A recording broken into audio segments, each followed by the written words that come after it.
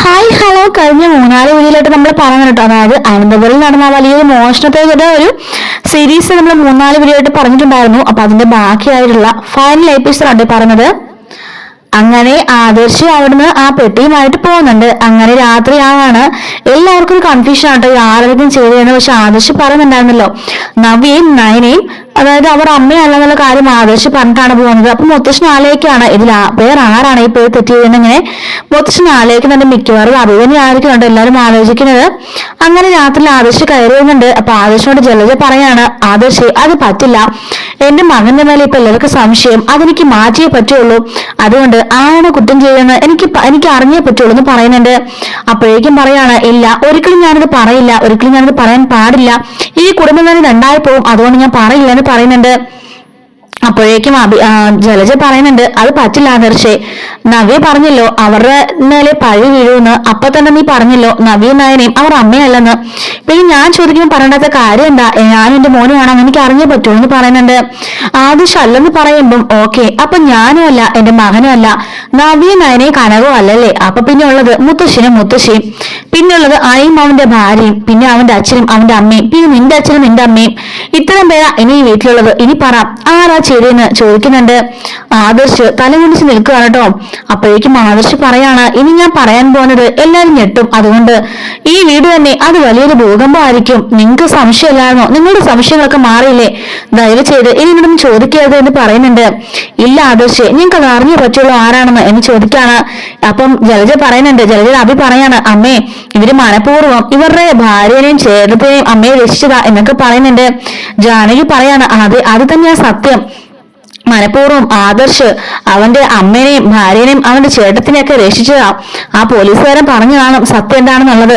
അവർ തന്നെ പറഞ്ഞല്ലേ ഫിംഗർ പ്രിന്റില് നയനയുടെ അല്ലാതെ മറ്റാരുടെ ഇല്ലെന്ന്. പിന്നെ എങ്ങനെ സാധനം വന്നു എന്നൊക്കെ ആദർശ് ചോദിക്കുന്നുണ്ട്. ആദർശ് പറയാണ്, അമ്മേ എനിക്ക് പറയാൻ കുറച്ച് ബുദ്ധിമുട്ടുണ്ട്, ദയവ് ചെയ്ത് ചെറിയ മരണം ചോദിക്കരുതെന്ന് പറയാണ്.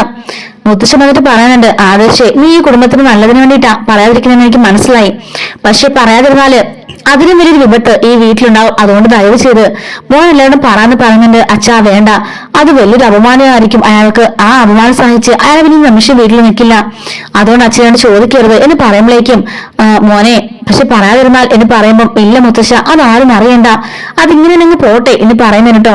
അപ്പോഴേക്കും അല്ല ഞങ്ങൾക്ക് അറിഞ്ഞേ പറ്റുള്ളൂ എന്ന് പറയാണ് ജലജ. ഞങ്ങൾക്ക് അറിഞ്ഞേ പറ്റുള്ളൂ അച്ഛ, എന്തായാലും എന്റെ മോന്റെ മേലിൽ പഴി വീഴാൻ വേണ്ടി എല്ലാവരും നോക്കിയിരിക്കല്ലായിരുന്നോ? എന്റെ മോനെ കുറ്റപ്പെടുത്തിയില്ലേ? അപ്പൊ ആരാ മോഷിച്ചതെന്ന് ഞങ്ങൾക്ക് അറിയണം, എനിക്കറിയാം മിക്കവാറും ഇവന്റെ സ്വന്തം അനിയായിരിക്കും എന്ന് പറയുന്നുണ്ട്.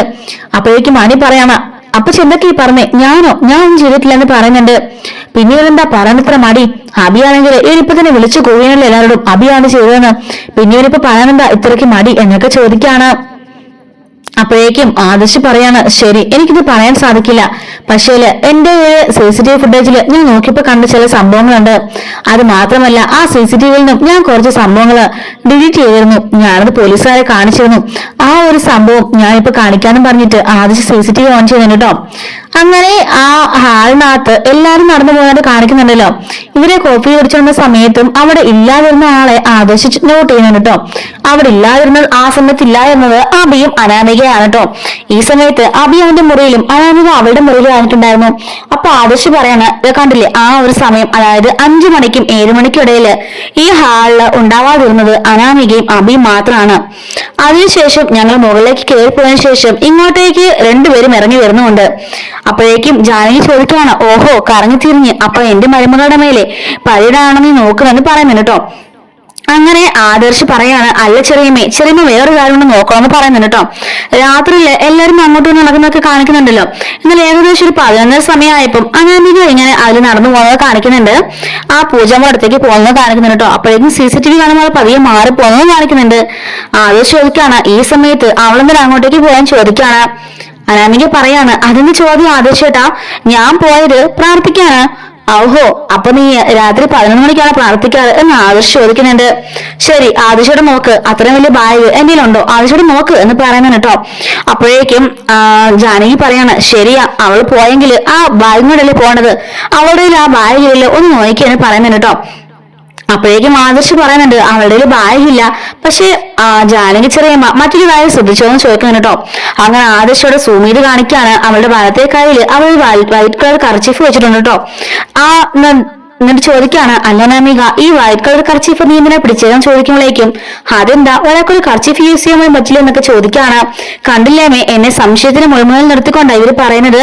ഞാനാ ചെയ്യുന്നവരുടെ യാതൊരു തെളിവുമില്ല. അതിനിപ്പം ഓരോ കഥകൾ ഉണ്ടാക്കി പറയാം. മിക്കവാറും ഇയാളുടെ ഭാര്യ തന്നെ ആയിരിക്കും ആ പൈസയൊക്കെ മോഷിച്ച് എന്നിട്ട് എന്റെ മേലെ പഠിടാൻ ശ്രമിക്കാമേ, ഇതൊന്നും അനുവദിച്ചു കൊടുക്കരുതെന്നൊക്കെ പറഞ്ഞിട്ട് അനാമിക അവിടുന്ന് ഓവറായിട്ട് കരയുന്നുണ്ട് കേട്ടോ. എന്നിട്ട് ആദർശ് പറയുന്നുണ്ട്, ശരി, നീ എല്ലാം അടുത്ത് ഞാൻ സമ്മതിക്കുന്നു.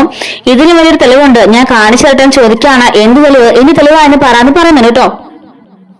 അപ്പോഴേക്കും ജാനകി പറയാണ്, വേണ്ട, നീ ഒന്നും പറയണ്ട, എനിക്ക് മനസ്സിലായില്ല. അജയേട്ടാ, ഇനി ഇവിടെ നിൽക്കുന്ന അർത്ഥമില്ല.